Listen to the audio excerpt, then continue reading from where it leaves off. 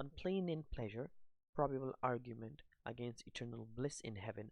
अब अर्राजी ने एक आर्गुमेंट दिया था, उसका ये कहना था कि इटर्नल ब्लिस जो है वो हेवन में इम्पॉसिबल है।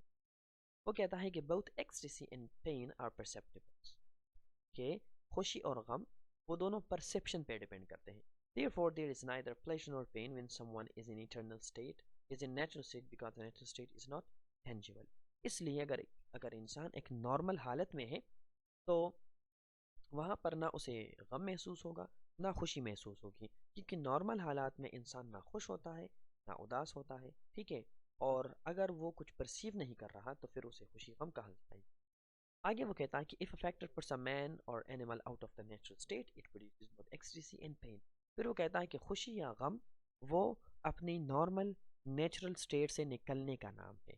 अगर आप इस टाइम में नॉर्मल महसूस कर रहे हैं लेकिन कोई चीज़ आपको उस नॉर्मल कंफर्टेबल नेचुरल हालत से निकालती है, तभी वो खुशी या गम का सबब बनती है। When the object returns to the natural state, it brings pleasure in its wake. तो जब आपकी बॉडी या आपका माइंड डिस्टर्ब होता है, उस नेचुरल स्टेट से दूर जाता है और फिर वापस नेचुरल स्टेट की तरफ आता है, तो इस दौरान आपका वजूद या आपका माइंड खुशी या गम का समा या ख्याल पैदा करता है।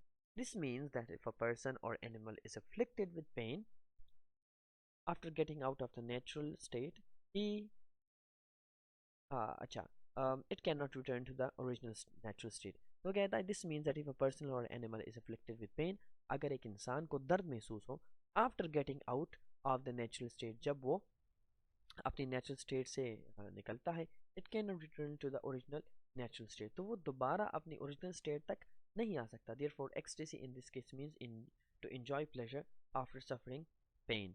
तो वो कहता है कि बेसिकली जब आपको दर्द होता है उसके बाद यानी दर्द के ख़त्म होने के बाद जो कंडीशन है वही असल में खुशी है। The effect of two intra-contradictory factors produces ecstasy, and it lasts only till such time as the effect of the first factor lasts। तो वो कहता है कि असल में खुशी क्या है? खुशी असल में गम का प्रोडक्ट है। गम के बाद का जो भी समा होता है, जो भी हालत होती है, वो ऑटोमेटिकली खुशी होती है या खुशी बन जाती है। Therefore, there is no pleasure without pain। तो वो कहता है कि इसी वजह से दर्द के बगैर यानी गम के बगैर खुशी मुमकिन नहीं है। As the Quran says in Surah Al-Asr, इस तरह के कुरान में सूरह अल-असर में ये मेंशन है। The exposition offered by Ar-Razi of ecstasy in pain is the same as given by the modern science of psychology। Interesting बात यह है कि मॉडर्न साइकोलॉजी भी अर्राजी की इस असम्पशन को एक्सेप्ट करती है। Nasir Khusro refutes the arguments by अर्राजी, लेकिन अर्राजी के आर्ग्यूमेंट के खिलाफ नासिर खुसरो ने अपना आर्ग्यूमेंट दिया। वो अर्राजी के बारे में कहता है कि By looking at ugly people, a person leaves his natural state। वो कहता है कि अगर एक बदसूरत इंसान को आप देखते हैं ना, तो अर्राजी के मुताबिक आपका नेचुरल स्टेट डिस्टर्ब हो गया। But when he sees beautiful people, he returns to his natural state, and this is what is meant by calling a thing of beauty as a joy forever। तो वो अर्राजी की बात को basically दोबारा coat करता है। उसके बाद कहता है कि Supposing a person has never seen a beautiful thing or an ugly one। अब फर्ज करें कि एक इंसान ने ना कभी कोई खूबसूरत चीज़ देखी ना बदसूरत चीज़ देखी। He is in his natural state। अब वो अपनी कुदरती हालत में है। If thereafter he sees a beautiful person or thing, he should feel pain। लेकिन अगर इसके बाद वो किसी खूबसूरत चीज़ या इंसान को देखे तो उसे दर्द महसूस होना चाहिए, उसे गम आना चाहिए। क्यों? क्योंकि उसकी कुदरती हालत ये थी कि उसने ना कभी खूबसूरती नहीं की ना उसने बदसूरती देखी। तो इसका मतलब है कि अगर उसने खूबसूरती देखी तो अब वो अपने नेचुरल स्टेट से अपनी कुदरती स्टेट से दूर चला गया, उसे दर्द होना चाहिए। इसी तरह कन्वर्सली स्पीकिंग, ठीक है, इसका उलट क्या होगा? He should feel pleasure when he comes across an ugly looking hideous object because he has now return to his natural state. ठीक है, इसी तरह एक बदसूरत चीज़ को या बदसूरत इंसान को देख के उसे खुशी होनी चाहिए, क्योंकि वो बदसूरती उसे अपनी नेचुरल स्टेट में लेके आ रही है। क्योंकि पहले वो खुश हो गया तो वो अपनी नेचुरल स्टेट से दूर चला गया, उसे क्या है, तकलीफ़ हो रही है, उस तकलीफ़ को ख़त्म करने के लिए अब उसे किसी बदसूरत चीज़ को देखना पड़ेगा ताकि खूबसूरती का असर वो बदसूरती से कैंसिल हो जाए और वो अपनी हालत में दोबारा आ जाए। तो इसका तो मतलब ये है कि किसी खूबसूरत चीज़ को देख के उसे गम होगा और किसी बदसूरत चीज़ को देख के उसे खुशी होगी। लेकिन this is against the establish truth as experience daily. लेकिन आम ऑब्जर्वेशन के ख़िलाफ़ जाता है ये, क्योंकि खूबसूरत चीज़ को देख के इंसान खुश होता है और बदसूरत चीज़ को देख के इंसान उदास होता है।